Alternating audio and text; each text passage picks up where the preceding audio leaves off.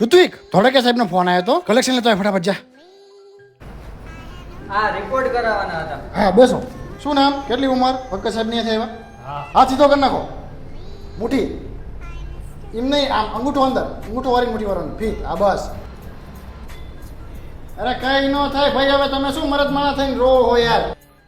આ નીચે રાખ દો આમ બસ.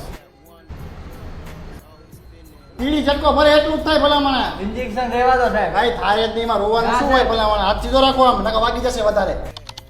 રિપોર્ટ થઈ ગયો કોનો? શિવમભાઈ શિવમ મકવાણા ને? હા. આ 5 મિનિટ બેવન થઈ જવાય. 5 મિનિટ જો. રમેશભાઈ સીઆરપી કેટલું આવ્યું? 3.4. ઓકે. પછી કેટલી વાર લાગશે અરે રિપોર્ટ? ભલામણા 5 મિનિટ યાર, 5 મિનિટ થઈ.